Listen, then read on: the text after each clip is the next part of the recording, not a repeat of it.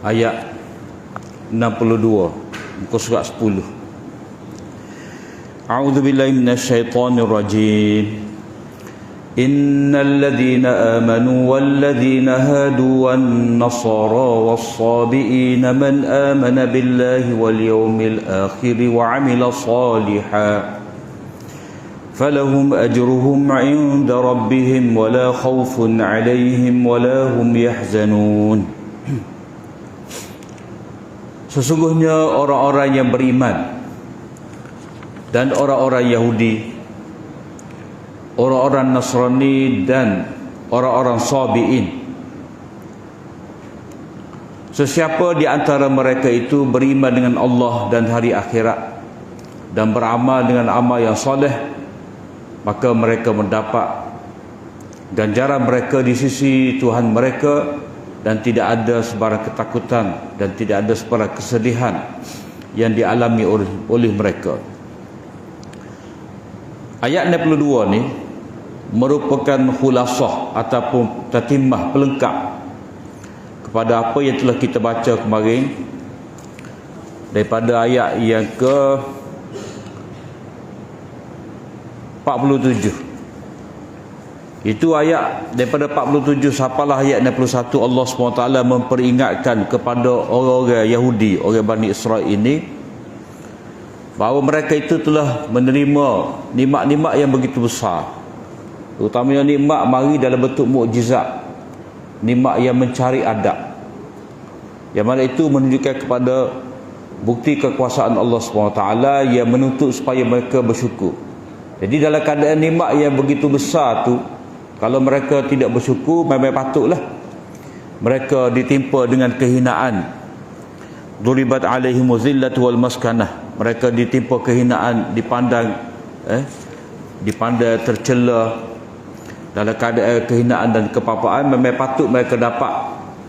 Sebab apa? Sebab mereka tidak mensyukuri nikmat-nikmat tadi, malah mereka menuntut benda-benda yang tidak munasabah, sehingga mereka mengugut kepada Nabi Musa untuk tidak beriman kepada Allah. Jadi setelah kita baca ayat-ayat tadi, mungkinlah timbul persoalan kepada kita bahawa kalaulah demikian sikap ahli kitab yang tidak pernah bersyukur, yang mengingkari perintah-perintah Allah Ta'ala, maka pintu taubat untuk mereka itu tertutup, tak ada peluang untuk mereka bertaubat. Maka di sini Allah Ta'ala menyebut bahawa walaupun manusia ni melakukan sekian banyak dosa, begitu teruk kesilapan mereka, keingkaran mereka, tetapi peluang untuk mereka bertaubat, pintu untuk mereka kembali kepada Allah SWT, jalan untuk mereka menghubungkan balik dengan Allah SWT masih ada lagi. Maka sebab itulah Allah SWT menyebut kepada kita di sini, sesungguhnya orang-orang yang beriman dan orang-orang yang beriman. Orang beriman ini nama kepada umat Muhammadiyah, umat yang ikut Nabi SAW.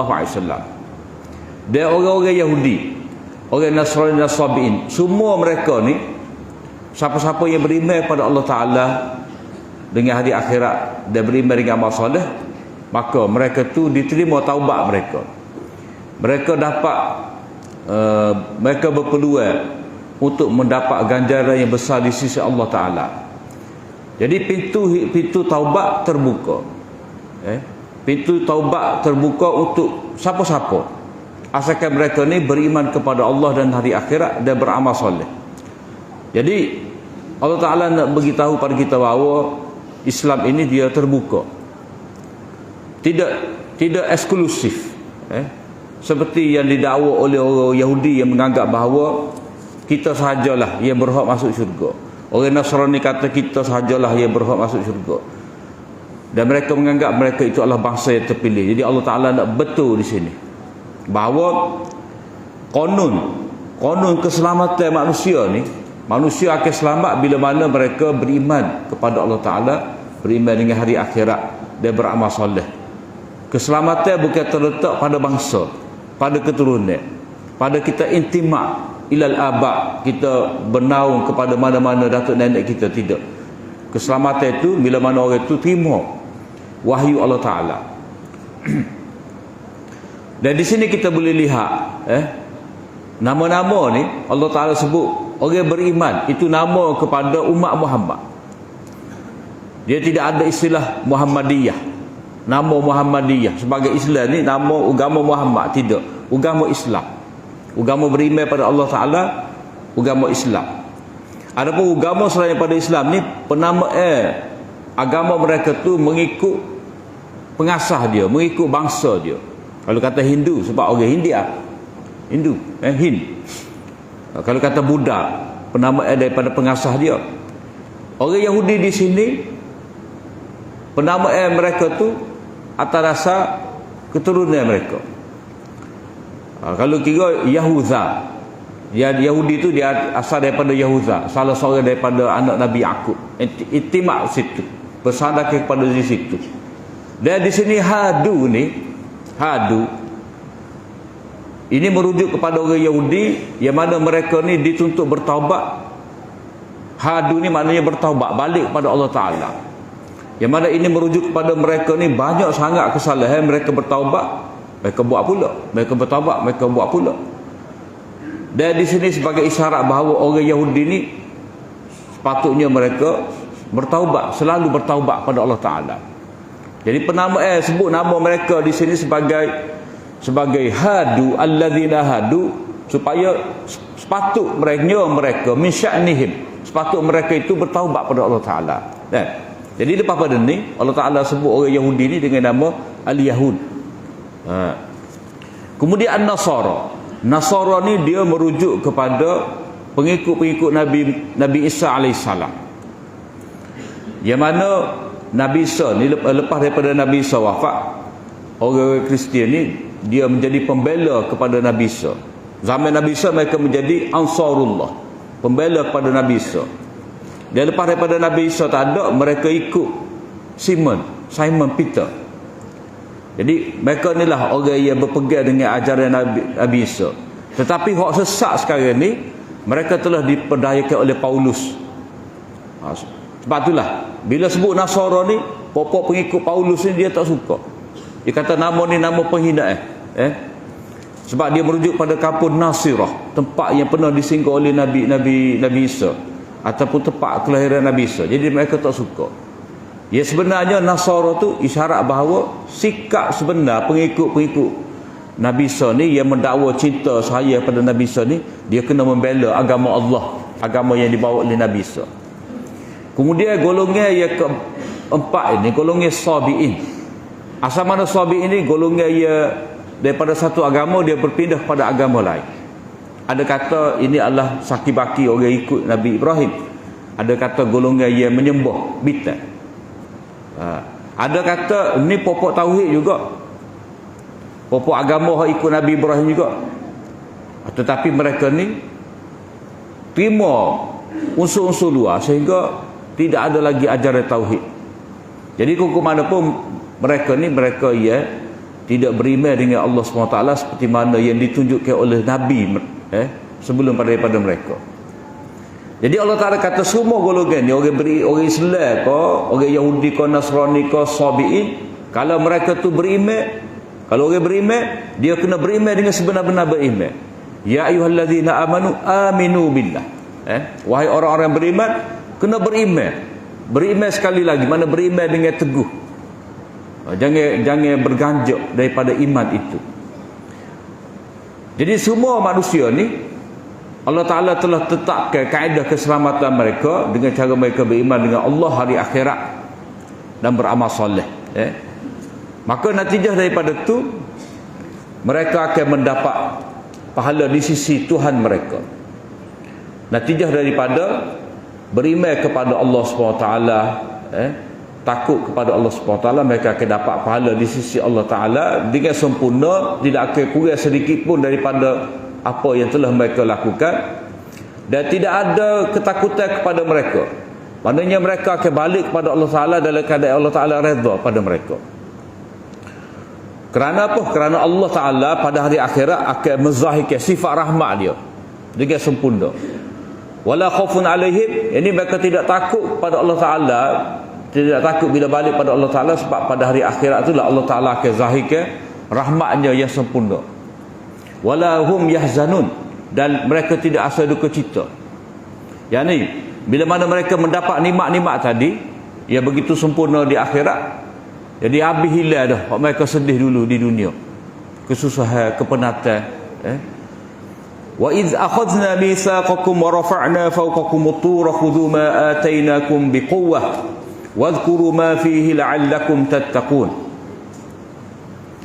Jadi dalam bahagian ayat ni Allah SWT nak sebut kepada kita tentang nikmat yang dikurniakan kepada Bani Israel ini dalam bentuk nikmat ruhaniyah, nikmat ruh, nikmat maknawi.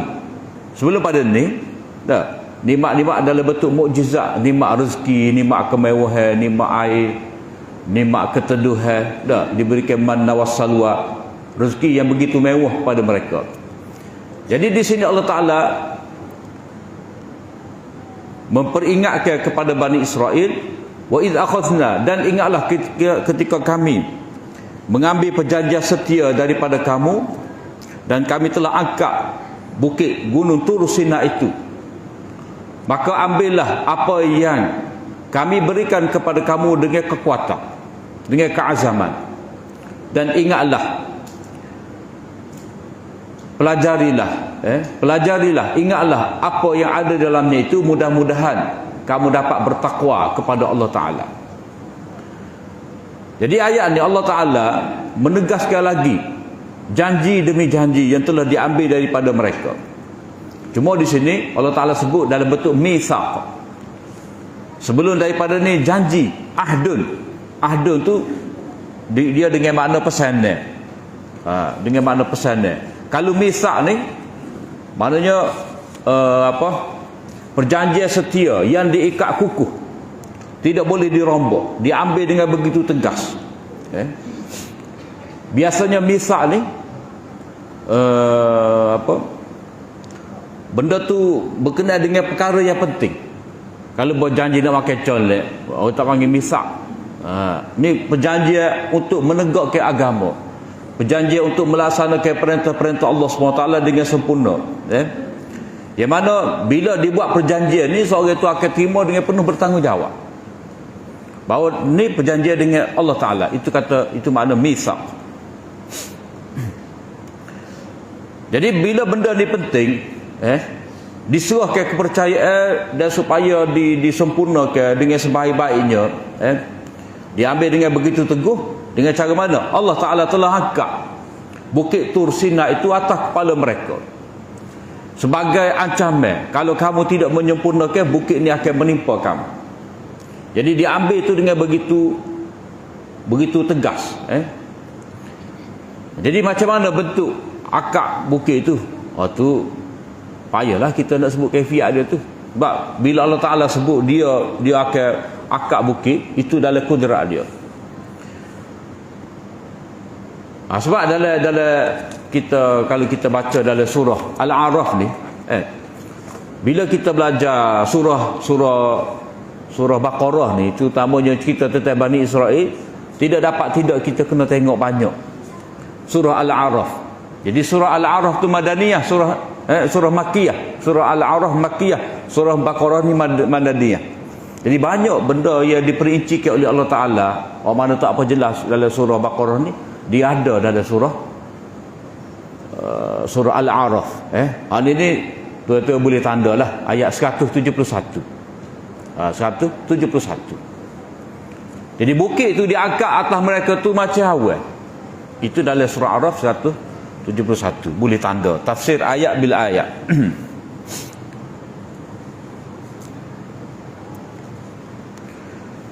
Jadi cara Allah Ta'ala hak penting kepada kita di sini, kaifiat ambil perjanjian ni, mana diangkat bukit letak atas mereka.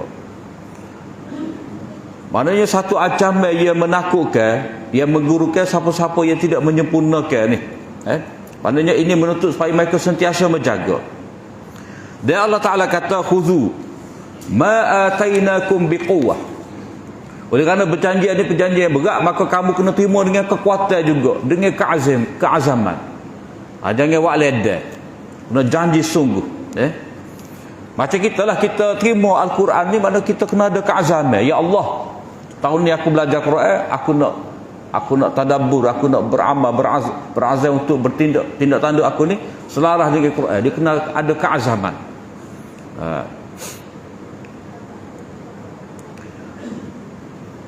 Ambil dengan kekuatan wadhkuru, dan ingatlah. Ingat ni dengan cara bita'allum wa ta'lim. Ambil ni, ingat ni, belajar dan mengajar. Ma fihi, wa ada dalam tu, maknanya segala hukum hakam, nasihat-nasihat, pedoman yang ada dalam tu kena terima, pegang dengan kemah. La'allakum tattaqun, mudah-mudahan kamu ni menjadi orang bertakwa, orang yang dapat memelihara diri daripada kemurkaan Allah Ta'ala. Jadi ini pun tujuan daripada kita belajar kitab, kita belajar Al-Quran. Walaupun Allah Ta'ala sebut berkenaan dengan Yahudi, terimalah, belajarlah Taurat, kita pun kena lagu dia jugalah dengan Al-Quran. Wadhkuru ma fihi, ma fihi itu isi kandungnya, hukum-hukum, nasihat, peraturan. Thumma tawallaitum min ba'di zalik, kemudian setelah daripada itu kamu membelakangkannya. Maknanya ini satu, dalam istilah tafsir dipanggil syakwa. Rungutan Allah Ta'ala terhadap mereka. Tak sepatutnya mereka berpaling. Sepatutnya bila janji kemah molek kak, tak terlucu dah lah. Ini tidak, paling tinggal.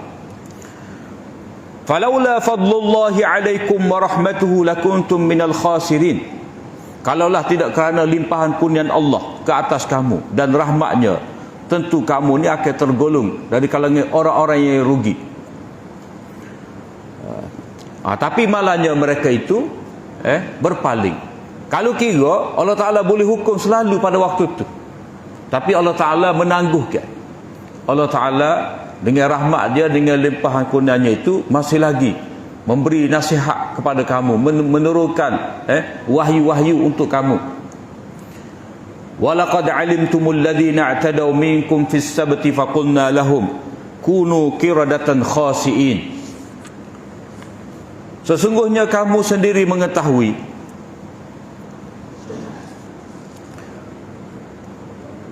orang-orang yang telah melampaui batas dari kalangan kamu berhubung dengan hari Sabtu. Jadi bila Allah Ta'ala kata walaqad alimtumul ladzina i'tadaw minkum, kamu pun tahu. Kamu pun tahu cerita ni. Cerita lagu mana? Puak-puak kamu ni ada di antara kamu yang terdahulu lah, yang mana mereka itu telah melampau ketetapan pada hari Sabtu. Faqulna lahum, maka dengan perintah Allah Ta'ala, perintah kehendak dia, perintah takwin ni, jadilah kamu jadilah kamu ni qiradatan khasiin. Maknanya kera yang terhina. Mana dengan sebab pelanggaran hukum, Allah Ta'ala hukum mereka, perintahkan mereka ni jadilah kera, ubah, tukar menjadi kera. Lepas tu lagu mana boleh ubah ni? Sebenarnya tak pelik. Antara kejadian kita dengan kera ke chimpanzee ke, tak. Ya beza kita boleh diri tegak, tak, jalan tegak molek. Tu ya bezanya orang lain tu adalah sikit sebanyak. Banyak-banyak makhluk yang ada ni, kera tu lah yang paling menyerupai manusia. Sehingga orang putih pun tertipu juga. Charles Darwin tu, dia kata kita daripada kera.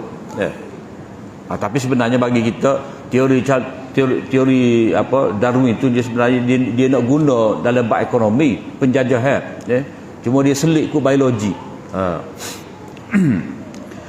Jadi Allah Ta'ala tukar, Allah Ta'ala perintah dengan kehendak takwin ni dia tu, maka jadilah mereka itu kera yang terhina. Jadi di sini Allah SWT memberitahu kepada kita bahawa mereka tu melampau pada hari Sabtu. Melampau pada hari Sabtu ni macam mana? Kalau kita tengok balik dalam ayat yang ke-63 tu, wadhkuru ma fihi la'allakum tattaqun. Kamu hendaklah belajar, mempelajari, memahami, muzakarah kitab Taurat tu, supaya kamu dapat hidayah, kamu jadi orang yang bertakwa. Maknanya hari Sabtu tu telah ditetapkan oleh Allah SWT satu hari yang mana mereka kena khususkan diri mereka duduk belajar Taurat khusus hari Sabtu tu. Jangan pergi mana, jangan pergi mana-mana tempat, jangan buat apa-apa tugas. Sebab apa? Sebab telah ditetapkan untuk kamu ni hari kamu boleh cari piti, cari makan untuk habuai dunia kamu ni hari. Cuma hari Sabtu Allah Ta'ala buat ketetapan kamu kena mempelajari, muzakarah, belajar, mengkaji isi kandungan Taurat, cari hidayah, ambil pedoman daripada situ. Tapi mereka berpaling tak ada. Mereka telah tahan jerak ni untuk ikan pada hari Sabtu. Dah, hari Ahad tu mereka ambil. Walaupun mereka tidak tangkap ikan pada hari Sabtu, tetapi kesibukan mereka tu dengan tahan perangkap apa semua, dan fikiran mereka tu duk fikir esok boleh ikan banyak mana. Hari Sabtu tu masa dia dengar syarahan tentang Taurat, masa dia baca Taurat tu teringat fikiran tu esok banyak mana kita boleh ikan, pahala boleh nak buat gapo. Jadi tidak ada pengosongan minda, tidak ada fokus minda dalam diri mereka sebab fikir lagi tentang dunia. Jadi Allah SWT murka kepada mereka itu sebab apa? Sebab di sinilah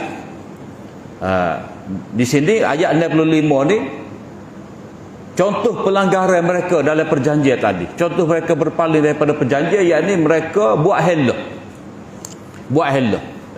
Buat helah ni maksud mereka nak langgar perintah Allah Ta'ala. Maksud mereka nak menghalalkan benda yang tak boleh, tapi mereka guna cara yang tidak dilarang. Itu makna helah. Helah ni benda tidak dilarang, tapi kita nak menghalalkan benda yang haram. Macam kata Cina buta, kita maklum orang panggil Cina buta, tolak 3 dah, tapi nak klik semula. Nak klik semula, kira juga lagu mana, walaupun dengan cara tak betul. Walaupun dengan cara tak betul, kira juga lagu mana, nak menghalalkan. Jadi Allah Ta'ala melarang mereka ni daripada sibuk dengan dunia pada hari Sabtu, tetapi mereka buat helah. Buat helah, tahan jerak.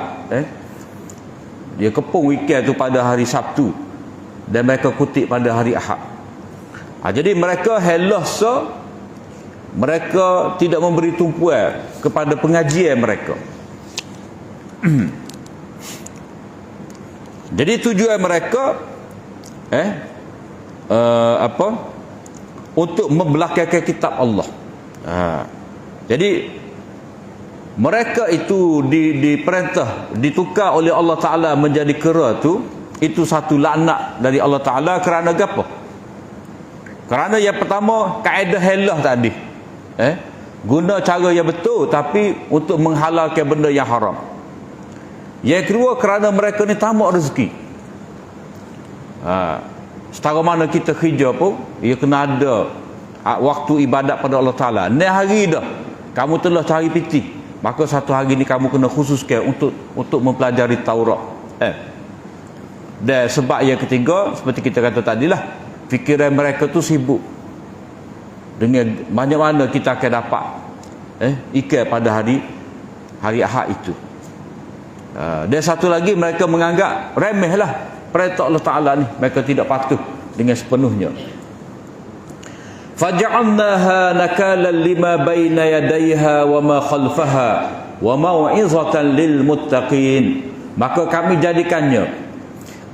jadikan hukuman tadi, laknat tadi dah, sebagai hukuman. Ia nakala, perik kata. Jadi serik tu, hukuman pencegahan, perik tak saya buat. Nakalan lima baina yadaiha, kepada orang-orang hak di zaman mereka, wa ma khalfaha, hak mari kemudian. Maknanya orang akhir zaman dia kena ingat, bila kesalahan dia dibuat juga, berulang juga, maka hukuman pun akan berulang juga. Jadi akan menjadi hukuman itu, menjadi hukuman yang menserikkan kepada manusia sepanjang zaman, wa mau'izatan, dan nasihat yang berguna untuk orang muttaqin. Jadi orang bertakwa pun penting juga ni, sebagai nasihat penting juga. Supaya apa? Supaya adalah amal ma'ruf nahi munkar tu. barulah benar-benar bertakwa kepada Allah Ta'ala. Sebab dia tak boleh tengok benda yang mungkar, dia akan cegah. Itu sifat orang takwa sebenar.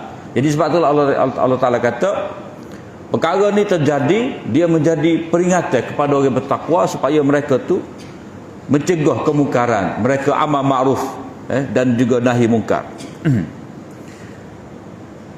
Kemudian contoh kedua bagi pelanggaran perjanjian yang telah dilakukan oleh Bani Israel, iaitu mereka ni berlengah-lengah dalam melaksanakan perintah Allah Ta'ala kerana terlajak. Mereka ni buat macam-macam alasan.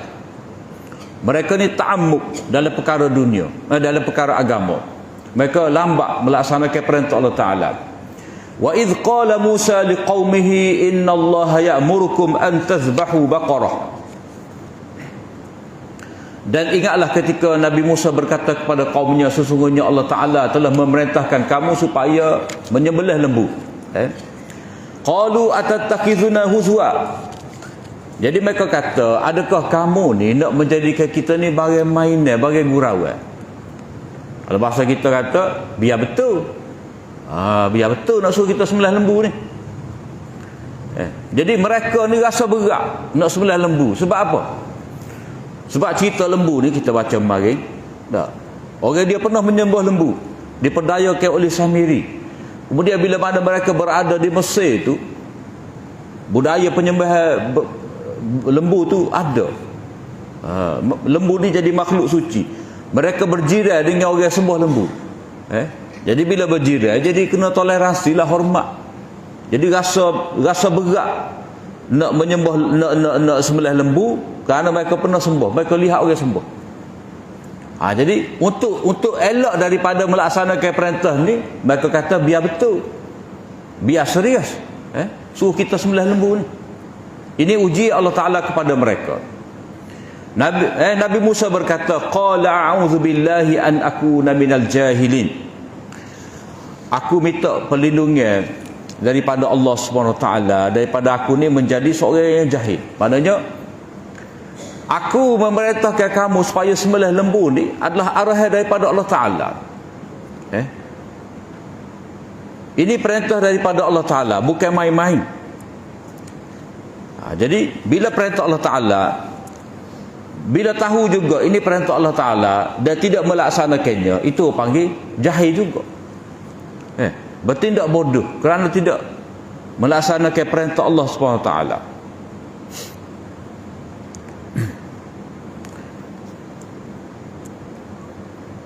Qalu du'u lana rabbaka yubayyin lana ma hi. Jadi mereka ni cara nak lepas, nak elak ni, nak lepas ni, maknanya mereka cuba buat mari alasan-alasan, pertanyaan-pertanyaan supaya mereka tak payah buat.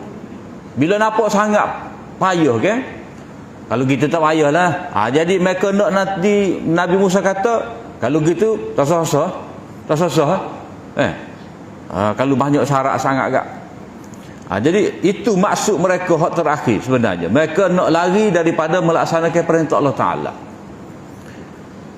Qalu du'u lana rabbaka yubayyin lana ma hi.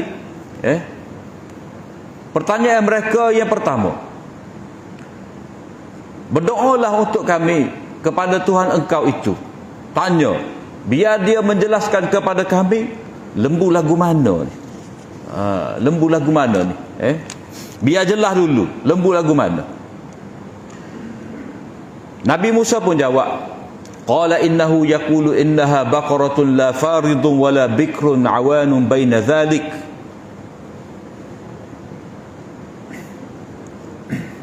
Faf'alu ma tu'marun. Nabi Musa kata, qala innahu, sesungguhnya Allah Ta'ala kata itu adalah lembu yang tidak tua dan tidak muda, pertengahan lah antara tua dengan muda tu. Faf'alu ma tu'marun, melehlah, tunggu apa lagi. Buatlah apa yang telah diperintahkan. Tak sedar kata banyak, sembelih. Tu hak perintah kamu, perintah yang perlu kamu laksanakan.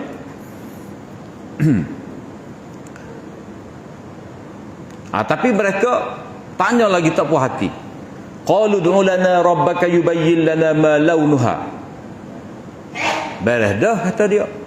Dari segi umur, warna lagu mana? Kayak banyak kayak lembu ni. Dah. Warna mana? Warna comel ke, warna tak comel ke, hok balau ke, topok-topok ke. Mereka kata berdoalah. Jadi berdoa kepada Tuhan engkau tu nampak macam tak beradab dah. Tanya Tuhan. Tanya Tuhan. Dah, sedekah perintah tu sekali turun jelas dah. Tapi mereka buat-buat tanya. Jadi minta tanya huraian ni dalam bentuk tidak beradab. Biarlah Tuhan kamu tu menjelaskan kepada kami warna gapo. Jadi jawapan Allah Taala, qala innahu yaqulu innaha baqaratun safra. Itu adalah dah kamu nak warna gapo? Warna kuning. Yang apa? Sinar. Ya memukau, ya mempesonakan. Faqih. Mana kalau kita kata lagu mana? Pernah mata tengok warna kuning tu. Warna keemasan, launuha tasurun nazirin, menggembirakan orang tengok. Pakak kena iling pala. Comel bakar molek.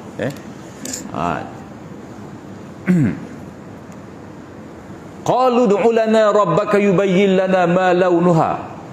Kali ketiga mereka tanya. Berdoalah, mereka berkata berdoalah untuk kami kepada Tuhan engkau, biarlah dia menjelaskan kepada kami mahia, lagu mana lembu ni sebenarnya. Innal baqara tashabaha alaina, sesungguhnya kepada kami ni mengelirukan ni, lagu mana bentuk lembu ni, lembu mana tadi ini mengelirukan kami. Jadi ini adalah illah kepada pertanyaan-pertanyaan tadi. Dia kata keliru. Keliru belakang. Wa inna insyaallahu la muhtadun. Kita sesungguhnya ni akan mendapat hidayah, akan dapat pedoman ni, hok manusia ni. Jumpalah, kita akan jumpa. Maknanya biar Tuhan jelaskan kepada kami lembu manusia supaya kita tidak terkeliru nak pilih lembu hok manusia, dan kita ni akan jumpa lembu hok dikehendaki oleh Tuhan kamu itu. Nabi Musa kata, qala innahu yaqulu innaha baqaratun la zalulun tusirul ard. Kata Nabi Musa sebagai jawapan kepada pertanyaan mereka yang ketiga itu tidak lain adalah lembu yang tidak digunakan untuk membajak tanah. Lembu tak buat gala lagi. Wala taskil harsa musallamatun la syata fiha. Lembu tu pula tidak pernah digunakan untuk akar air, untuk bawa air, untuk menyirami tanaman-tanaman kamu.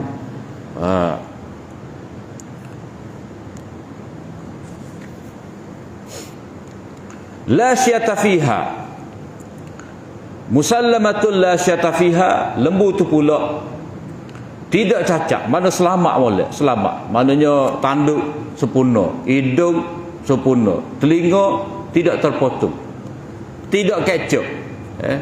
Musallamah, seolah-olah kalau kita kat syarat nak buat korban lah, sempurna, tak ada cacat. La syata fiha. Dah kamu nak biar jelas kak, biar kami jelas. La syata fiha, belai jalur pun tak ada atas belakang dia. Dah. Lepas tu mereka pun kata, qalul ana ji'ta bil haqq. Baru kamu ayat betulnya, kau jelas. Dengan detail semua tu dah jelas. Fazabahuha, mereka pun sembelih juga. Wa makadu yaf'alun, hampir mereka tak dapat sembelih. Maknanya payah nak nyari ni, akhirnya mereka terpaksa sembelih juga dalam keadaan kepayahan. Itu balasan bila mana syariat ni dia buat kepada kita satu hukum yang longgar, yang umum, yang mutlak. Tiba-tiba kita buat syarat kena gini, kena gini, kena gini. Payahlah. Maknanya pada mula-mula sekali turun hukum tu kepada mereka dalam bentuk yang mudah, siapa-siapa boleh laksana. Tetapi bila mana benda yang jelas, mereka buat-buat tanya, buat-buat keliru. Padahal lembu tu, kalau kata lembu, ikutlah lembu mana-mana. Tu yang tak kata lembu cokok omong, ada mula-mula tu. Jadi bila kita sendiri letak syarat, ia bukan syarat daripada Allah Ta'ala, kita menyusahkan diri kita sendiri. Sebab itulah kalau orang belajar mantik dia kata kasratul quyud tuqallilul afrad. Banyak sangat syarat ni, maka benda-benda tu jadi sikit, pilihan tak banyak. Kalau bini kita suruh pergi kedai beli apa? Beli ikan apa? Ikan darat aku, ikan sungai. Ikan sis. Kalau lagu tu gak, jadi kau bini gigi tak? Tidak. Sebab apa? Sebab kita tu letak syarat sendiri, tanya syarat. Sedangkan hak suruh kita tu tak ada syarat. Ikutlah beli ikan apa. Tu contoh mereka buat-buat payah dalam menyempurnakan perintah Allah Ta'ala, main-main dengan hukum Allah Ta'ala. Pelanggaran perjanjian mereka jenis kedua. Tadi helah, hak ni buat-buat payah melaksanakan perintah Allah Ta'ala, buat-buat nampak tak jelas, padahal sudah jelas. Contoh yang ketiga, wa idh qataltum nafsan fadara'tum fiha wallahu mukhrijum ma kuntum taktumun. Dan ingatlah pada ketika kamu membunuh satu nyawa, fadara'tum fiha, masing-masing ini berlepas diri, tidak mengaku bersalah. Kawan tidak bunuh, waktu kata kawan tidak bunuh juga. Lepas tu siapa dia bunuh? Adalah pokok kita. Siapa dia? Tak boleh toyak. Masing-masing tidak mengaku, masing-masing kata tidak bersalah, masing-masing tidak memberitahu siapa kau sebenar. Dia mesti akan tahu, tapi pakak untuk tidak memberitahu. Ini contoh mereka ni mengsia-siakan nyawa. Mana tidak bertanggungjawab atas jenayah, membiarkan jenayah berlaku di hadapan mereka tanpa mereka menegakkan keadilan. Sebab jaga kepentingan masing-masing. Ini contoh ayat 72-73 ni Allah Ta'ala beritahu kepada kita betapa mereka ni mengabaikan perintah Allah Ta'ala sehingga nyawa mati begitu sahaja. Mereka tidak bertanggungjawab atas jenayah yang berlaku, mereka tidak menegakkan keadilan. Wallahu mukhrijun, dan Allah Ta'ala sendiri mengeluarkan apa yang mereka sembunyikan tentang siapakah pembunuh.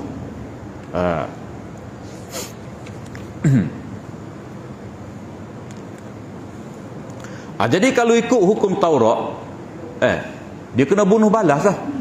Wa katabna alaihim fiha anna an-nafsa bin nafs. Kami telah tetap dah dalam Taurat ni, nyawa dengan nyawa, hak mati pembunuh dibalas bunuh juga. Tu dalam surah Al-Maidah ayat 45. Maka Allah Ta'ala kata faqul nadribuhu bi ba'dihha kadzalika yuhyi Allahu al-mauta wa yuriikum ayatihi la'allakum ta'qilun. Maka Allah Ta'ala berfirman sebagai perintah, maka pukullah oleh kamu akannya dengan sebahagiannya, demikianlah kami menghidupkan yang mati, demikianlah Allah menghidupkan yang mati, dan dia memperlihatkan ayat-ayat bukti kekuasaannya. Mudah-mudahan kamu berfikir. Maknanya tak kira kamu tak boleh fikir kudrat Allah Ta'ala. Kalau Allah Ta'ala mencipta orang itu daripada tak ada kepada ada, kudrat yang sama, mematikan dan menghidupkan semula hak mati. Jadi Allah Ta'ala kata kepada mereka faqulna dribuhu bi ba'dihha, pukullah ia dengan sebahagian daripadanya. Hak ni kalau kita pakai hak kemarin ahli tafsir kata, lembu hak disembelih tadi ambil pukul di bahagian orang mati tu hidup. Lepas tu bincang panjang pula lah bahagian mana, bahagian lidah ke, bahagian kaki, bahagian macam-macam. Jadi dalam bab ni ada beberapa perkara yang perlu kita beri perhatian. Yang pertama, perintah menyembelih lembu ni, hak mula-mula tadi, dia sebenarnya tak ada kaitan dengan cerita ni. Tak ada kaitan dengan cerita, berkenaan dengan pelaksanaan penyembunyian, tak masing-masing tak mengaku siapa pembunuh ni. Dia tak ada kena-mengena. Itu adalah cerita yang berasingan. Sebab dah kita buat contoh tadi, cerita yang pertama helah Bani Israel, yang kedua mereka melengah-lengahkan melaksanakan perintah Allah Ta'ala. Hak ni mereka mengabaikan nyawa manusia, tidak menegakkan keadilan, tidak membela orang yang mangsa bunuh. Pendapat orang kita pilih iaitu cerita ni dia suku-suku. Sebab apa? Sebab perkataan wa'iz tu, wa'iz dan ingatlah. Maknanya cerita sembelih lembu sesada. Ni cerita lain pula. Dan ingatlah, maknanya ingatlah cerita hak lain pula. Sesada. Kalau kata sembelih lembu ni tujuan dia nak menghidupkan orang mati, tentu Allah Ta'ala sebut cerita pembunuhan dulu baru sebut cerita sembelih lembu. Jadi dia kena ada tu. Dia kena sesuai ke apa takdim dengan takhir tu. Tentulah sebab tu terdahulu daripada hukum. Dalam bab menceritakan satu peristiwa ni,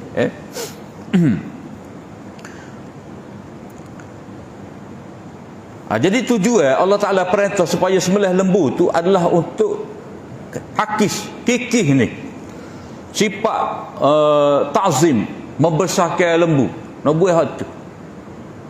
Nak buat hak tu. Tapi kalau kata ambil bahagia lembu ni, sentuh di mana-mana bahagia orang hidup, orang mati lalu hidup, mereka akan dapat kuasa lembu. Mana hebat lembu ni, sembelih pun sentuh dengan orang mati boleh hidup. Jadi dia akan makin menebar rasa ta'zim, mengagungkan lembu tu. Sebab itulah kita kata tak munasabah dari sudut tu. Kalau lebih munasabahnya, faqul nadribuhu bi ba'diha tu,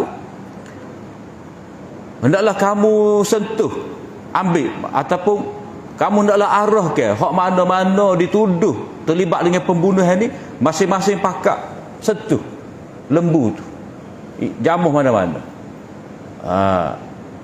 Apa bukan lembu, apa hak mati tu, bi ba'diha, ha tu sebab balik kepada nafs. Sebab nafs tu dalam bahasa Arab muannas. Cuma orang umum ahli tafsir kata bi ba'diha tu, ha tu balik pada lembu. Tapi sini kita kata bi ba'diha tu balik terdekat sekali lah. Wa iz qataltum nafsa, balik pada nafsa. Maknanya oleh kerana kamu sama-sama kamu ni tidak dapat menentukan siapa pembunuh, saling tuduh menuduh, saling berlepas diri, ginilah mai pakat jamuh lembu. Kena arah hak tertuduh, kena jamuh. Jadi bila jamuh hak mati tadi, nafs mayat mati tadi, maka Allah Ta'ala hidupkan orang mati tadi, memberitahu ni pembunuh.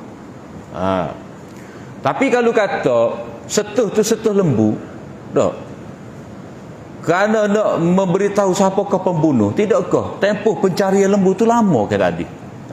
Lama tu nak cari tu, lembu mana, warna gapo, lembu gala kau tidak, tak. Allah Ta'ala kata fazabahuha, mereka tu sembelih tapi dalam keadaan hampir tak dapat sembelih, payah nak jumpa. Jadi kalau kata tujuan sembelih lembu tu nak cari siapa pembunuh, sekian lama tu tertangguh kes bunuh, tak sepatutnya berlaku lagu tu. Jadi di sini hak lebih munasabahnya kita kata wa iz qultum nafsan fadara'tum fiha ni, itu adalah cerita berasingnya, tidak ada kaitan dengan cerita arahan penyembelihan lembu. Sebab tujuan penyembelihan lembu nak buat syirik, pemujaan terhadap lembu, cinta pada lembu, pengagungan yang lebih terhadap lembu. Adapun cerita ayat 72 ni untuk menjelaskan, menegakkan keadilan seperti mana yang sepatutnya.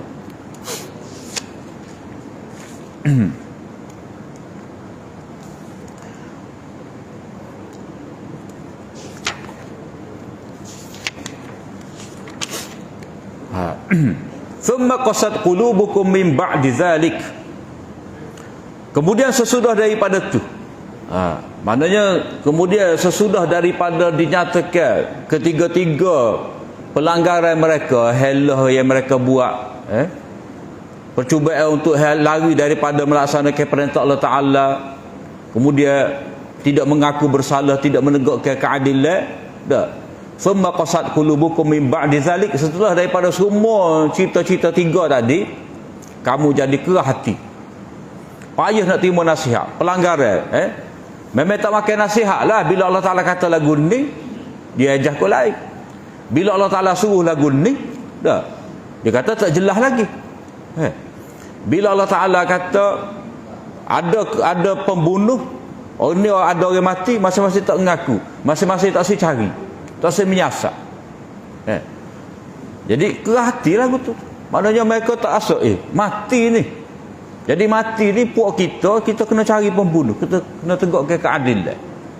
Jadi memang patut Allah Ta'ala hukum bahawa hati mereka tu keras, kerana ketiga-tiga sifat tadi.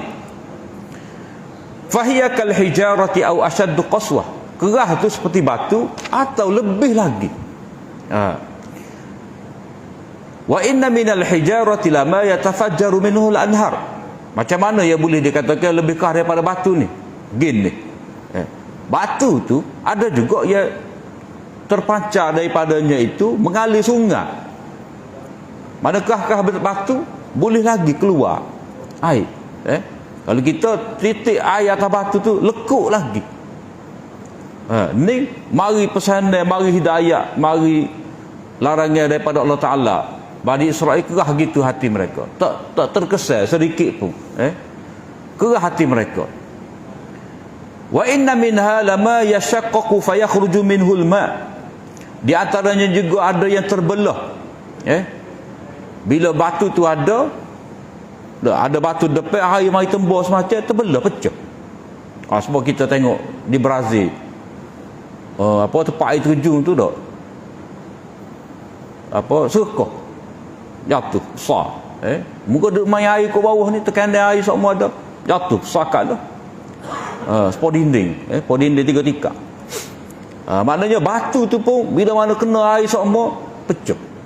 Manusia ni hak sepatutnya bila mari semua teguran daripada Allah Ta'ala, amarah, zajar, Allah Ta'ala murka, ancaman, dia akan jadi lembut. Manusia bila kena air, bila kena teguran daripada Allah Ta'ala, bila dengar wahyu semua. Tapi demoni ni, Yahudi ni keras hati. Wa inna minha lama yahbitu min khasyatillah. Yang dikatakan hati kamu tu lebih keras daripada batu tu sebab di antara batu ni ada yang pecah, jatuh pecah kerana takut kepada Allah Subhanahu Wa Ta'ala. Wa ma Allahu bighafilin amma ta'malun. Jangan duduk sedap hati. Allah Ta'ala sentiasa memerhatikan. Allah Ta'ala tidak lalai terhadap apa yang kamu buat. Abilah situ berkenaan dengan ini penutup tentang sikap jenayah orang-orang Bani Israel. Kemudian afatatma'una ayyuminu lakum. Hadis ni Allah Ta'ala tujukan kepada orang-orang yang beriman. Hak duduk sekali dengan orang Yahudi, hak duduk gelewak sekali, ada juga di kalangan mereka tu hak duduk mari orang-orang munafik duduk gelewak dengan mereka. Jadi sekarang ni Allah Ta'ala tuju pula kepada orang mukminin, terutamanya mukminin di Mekah tu, para sahabat. Afatatma'una ayyuminu lakum. Maknanya sesudah daripada kami ceritakan kepada kamu sikap orang-orang Bani Israel tadi yang begitu keras, apakah kamu masih menaruh harapan bahawa mereka itu akan beriman, akan percaya ikut kamu? Mana tak sedar haraplah mereka akan ikut kamu. Jadi khitab ini ditujukan kepada sahabat untuk menenangkan hati sahabat, untuk sahabat ni bercara kepada mereka. Tak ada harapan dah pupuk Bani Israel ini nak balik kepada agama Allah. Hatu dah cerita sikap mereka tu. Wa qad kana fariqum minhum yasma'una kalam Allah. Padahal sesungguhnya telah ada satu puak daripada mereka itu mendengar kalam Allah, summa yuharrifunahu min ba'di ma aqaluhu wa hum ya'lamun. Sesudah daripada tu mereka ubah, mereka memutarkan maksudnya itu setelah daripada mereka memahami, sedangkan mereka pun tahu benda tu salah. Maknanya mereka telah tahrif. Ni kitab Allah asal, Taurat yang diturunkan kepada mereka. Jadi mereka ni, terutamanya pendeta-pendeta ulama mereka ni, mereka ubah. Mereka ubah, memberi tafsiran ya sesuai dengan kehendak mereka, nak jaga kepentingan mereka. Jadi mereka ubah keterangan dalam Taurat itu. Jadi antara tahrif yang mereka ubahnya banyaklah. Antara contohnya berkenaan dengan masalah kiblat asal Nabi Ibrahim. Sebenarnya Kaabah, mereka alih menghadap ke arah tu, ke arah apa, di Palestin tu. Begitu juga mereka ubah cara menyebut kalimah-kalimah. Mereka kata Moro ataupun Maria, asalnya Marwah. Asalnya Marwah. Marwah tu inna safa wal marwah. Inna safa wal marwah. Antara Safa dan Marwah. Perkataan Marwah tu mereka ubah kepada Moro ataupun Maria. Sebab apa? Sebab Marwah tu adalah tempat yang mana Nabi Ibrahim sembelih Nabi Ismail. Jadi Moro tu mereka letak di Palestin. Nak membuktikan bahawa yang disembelih itu adalah Nabi Ishak, kata mereka. Sedangkan Nabi Ibrahim sembelih Nabi Ismail di Mekah, di Marwah. Di antara bentuk tahrif juga itu mereka menterjemahkan lafaz-lafaz daripada bahasa Ibrani itu ke dalam bahasa Arab, bukan hak mengikut hak asalnya. Macam contoh perkataan anak dalam bahasa Hebrew dengan makna hamba. Bila mana mereka menterjemahkan Taurat ke bahasa Arab, mereka guna perkataan ibnu itu juga. Mereka terjemah ibnu. Sedangkan ibnu dalam bahasa Hebrew, ibnu itu dengan makna hamba. Kalau kata ibnullah, itu dengan makna hamba Allah dalam bahasa Hebrew. Tapi bila mereka terjemah ke bahasa Arab, mereka kata ibnullah, anak Tuhan. Mereka terjemah dengan salah. Itu bentuk tahrif juga.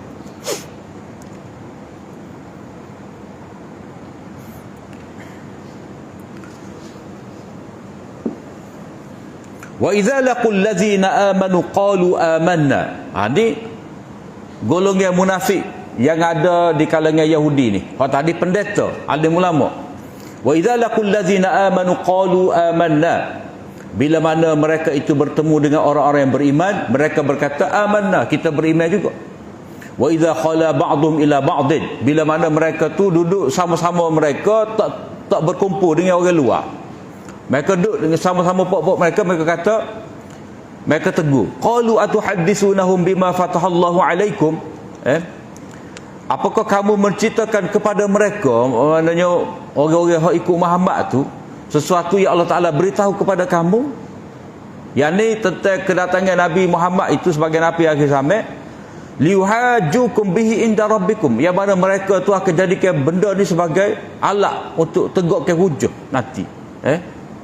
Yang akan hujahkan kamu di hadapan Allah Ta'ala nanti. Maknanya kamu ni kena berwaspada duduk dengan pokok Muhammad ni, walaupun kamu bijak bermuka-muka dah. Kayak kita baca dalam ayat pada bawah ni, hebatnya mereka ni bersikap munafik sehingga pemimpin mereka pun bimbang takut jadi orang beriman. Jadi di sini di kalangan mereka ni pesan, kamu baik sangat dengan pokok Muhammad tu, ingat lah, mungkin terlepas kecek. Kita tahu bahawa Muhammad tu memang Muhammad ni hak dalam Taurat kita. Kalau kita salah kecek, itu akan jadi modal mereka untuk apa? Untuk mengatakan pada kita ni kita tak ikut Taurat. Yang mana akhirnya kita akan jawab depan Allah Ta'ala. Bapa tak ikut Taurat. Itu amaran yang diberikan oleh pokok mereka tu supaya jangan terlepas kecek. Kamu kena tetap sembunyikan tentang kedatangan Muhammad tu. Awala ya'lamuna anna Allah ya'lamu ma yusirruna wa ma yu'linun. Ini zajar, amaran. Apakah mereka tu tak tahu bahawa Allah Ta'ala ni mengetahui benda yang mereka sembunyikan dan benda yang mereka nyatakan. Mana bagi Allah Ta'ala ni, kamu kecek derah, kamu kecek selu, kamu bisik dalam ilmu Allah Ta'ala. Kamu tak kata apa Allah Ta'ala tahu dah, apa kamu nak kata. Maknanya jangan kamu rasa pandai, cuba nak menyembunyikan fakta tentang kerasulan Nabi Muhammad itu.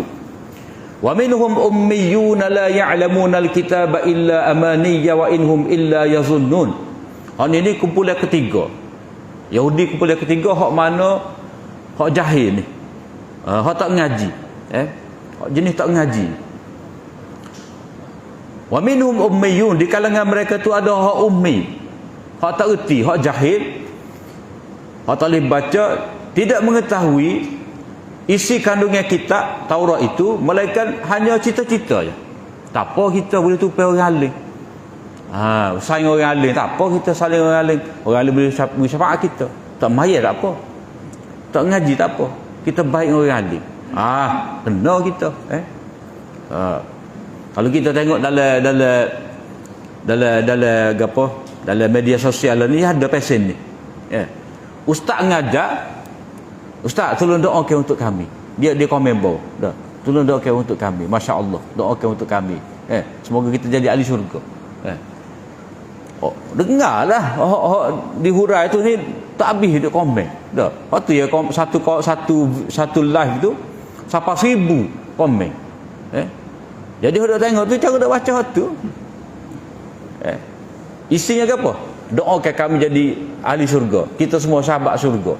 Koya belaka tu. Koya belaka. Mereka telah diberi harapan-harapan palsu. Tak apa, kawan boleh beri syafaat. Seolah-olah gitu. Dia tak tapi buah-buah tu ada di kalangan kita lah. Tak apa. Kita, Tok Guru ada. Dia tak kata kita ni. Tok wali kita dulu mati dah. Dia boleh tolong lepas untuk kita. Ni angin-angin yang ada hak dalam Yahudi tu mecik juga mari buah pokok ni pada kita. Sebab apa? Sebab terbalik kepada kaedah keselamatan tadi lah. Setiap orang kena beriman, kena beramal soleh. Nanti Allah Ta'ala akan jawab lepas pada ni. Wa innahum illa yazunnun. Mereka tu hanya menyangka. Koya berasa ya. Fawailul lilladzina yaktubuna alkitaba biaidihim thumma yaquluna hadza min indillahi liyashtaru bihi samanan qalila. Maka kecelakaan yang besarlah kepada ulama lah, ulama ahli kitab ni. Dia menulis kitab dengan tangan mereka sendiri, kemudian mereka berkata, yang ni kepada pengikut-pengikut yang jahil. Dia kata ni lah hak daripada Tuhan kami. Daripada Tuhan. Ni lah. Kalau lah ni dah. Ni lah hadis kelebihan ni, Rekod hadis. Dia mari sini juga. Hak rekod hadis ni berigat dah. Zaman-zaman ulama dulu kata apa kamu rekod hadis-hadis ni. Sebab aku tengok ni orang tak baca Quran mana, jadi aku pun tulislah kelebihan baca surah ni. Asal niat molek, tapi bila tak betul kecelakaan jugalah. Sebab itulah bila kita sandar kepada Allah, benda yang dusta besarlah kita, kecelakaan besarlah. Bila kita sandar ke atas Nabi, hakikatnya kita sandar kepada Allah Ta'ala juga. Kena beringat orang-orang yang mereka hadis palsu tu. Liyashtaru bihi samanan qalila, untuk mereka beli dengannya itu harga yang murah. Jadi untuk mereka dapat habuan dunia yang tidak seberapa. Sebab nak jaga kedudukan. Nak suruh orang panggil ulama lagi. Nak suruh orang akak. Nak suruh orang anggap dia ni sebagai ulama lagi yang boleh dirujuk. Padahal mereka ni telah terbukti sebagai berdusta. Letak kaitkan dengan agama Allah, padahal itu bukan daripada agama Allah. Jadi kalau Yahudi dulu dia berani tahrif kitab, masuk dia campur aduk antara Taurat dengan tafsiran mereka, sehingga jadi orang anggap Taurat belaka. Kalau kita learn ni kak, tafsiran yang salah, hadis tu campur habis. Hadis maudhu', hadis dhaif, duduk sekali dengan hadis sahih dah, tanpa diberitahu kedudukan sebenar. Kemudian Allah Ta'ala menyebut menyebut lagi, fawailul lahum mimma katabat aydihim. Celakalah untuk mereka itu kerana apa yang telah mereka tulis dengan tangan mereka. Jadi tangan mereka sebenarnya sepatutnya mereka tulis lah wahyu Allah semata-mata. Kalau nak tulis syarah, kena tak lain syarah tu, kena beza. Ni syarah, ni matan. Wa wailul lahum mimma yaksibun. Kecelakaanlah kepada mereka atas apa yang mereka usahakan. Gomo kalah tu nak tulis tu. Nak fikir lagu mana ni biar orang nampak. Ni Taurat ni Taurat ni syarah aku ni, orang anggap syarah aku ni betul. Sama dengan Taurat juga. Mereka tulis tu, mereka memasukkan benda palsu, benda batil. Nembing juga tu, payah juga tu nak tulis. Wa qalu lan tamassana an-naru illa ayyaman ma'dudat. Ini bentuk khoyalan mereka. Amani cita-cita mereka tu. Mereka kata kita ni tidak akan disentuh oleh api neraka melainkan beberapa hari je. Berapa hari kita masuk neraka. Hari hak mana? Hari hak mereka sembah berhala tu lah, sembah lembu tu. Meta je masa tu je. Tapi kita akan bebas. Tu khayalan mereka. Kul, Allah Ta'ala kata kepada Nabi SAW supaya Nabi kata kepada mereka, kul, beritahu kepada mereka, attakhadhtum indallahi ahda. Kamu ada janji kau dengan Tuhan bahawa kamu akan masuk neraka sekian-sekian hari je? Ada perjanjian dengan Allah Ta'ala lagu tu. Falan yukhlifallahu ahdah. Kalau ada, Tuhan tak mungkin dijanji. Maknanya tak ada pelawak. Am taquluna 'ala Allahi ma la ta'lamun. Apakah kamu nak letak atas Allah Ta'ala, kamu nak kaitkan kepada Allah Ta'ala sesuatu yang kamu pun tak tahu. Maknanya kamu tak ada dalil. Maksud tak tahu di sini, kamu tak ada dalil. Sebab ilmu-ilmu ni dalil. Ilmu-ilmu ni qala Rasulullah, qala Allah, qala Rasulullah. Itu ilmu. Jadi mereka tidak ada ilmu dalam dakwaan mereka itu. Hak sebenarnya, ni kesimpulan. Hak sebenarnya, bukanlah cita-cita kamu, harapan palsu kamu, cita-cita kamu, khayalan kamu, harapan palsu yang diberikan oleh ulama kamu. Bukan. Hak sebenarnya konon untuk selamat ni, balaman kasaba sayyi'ah. Hak sebenarnya siapa-siapa yang melakukan kejahatan, wa ahatat bihi khati'atuh, kesilapan tu meliputi dirinya, maknanya tak ada langsung nak buat baik. Mereka syirik dan mereka buat segala bentuk kesalahan-kesalahan. Faulaika ashabun narihum fiha khalidun. Mereka itulah penghuni neraka, dan mereka kekal dalamnya, tak keluar. Walladzina amanu wa 'amilus solihat ulaika ashabul jannah hum fiha khalidun. Ini kaedah untuk masuk syurga. Qanun untuk masuk syurga ataupun berita gembira untuk orang beriman dan orang-orang yang beriman dan beramal soleh. Beriman dan beramal soleh, maknanya bukan bergantung kepada keturunan, pangkat, kekayaan atau benda. Sesiapa yang beriman dan beramal soleh, mereka itulah penghuni syurga dan mereka kekal dalamnya, tak keluar. Itu maknanya penutup. Jadi kalau kita tengok penutup bahagian-bahagian yang kita sebut ni, section ayat ni, ayat 81 82 ni dia penutup kepada 75. Ayat 62 dia penutup kepada hak bermula daripada ayat 47. Kemudian 39 tu, 39 tu dia penutup kepada cerita Nabi Adam. Jadi susunan Al-Quran tu Allah Ta'ala atur tu dengan begitu kemas sekali. Maknanya kita dapat lihat macam ada perenggan-perenggan, section, perpindahan cerita-cerita. Dan setiap penutup tu dia ada kaedah, hak sebenarnya, hak sepatutnya kita pegang. Kemudian kita akan sebut nanti, kita akan baca nanti berkenaan dengan perjanjian. Gapo gak perjanjian dengan details tu hak sebenarnya. Siapa Allah Ta'ala murka kalau tidak menyempurnakan perjanjian ni. Itu insya-Allah kita akan sambung pagi esok. Jadi setakat itulah apa yang baik daripada Allah SWT, apa yang kurang itu daripada kelemahan diri hamba. Aku li qauli hadza wa astaghfirullah li wa lakum. Assalamualaikum warahmatullahi wabarakatuh.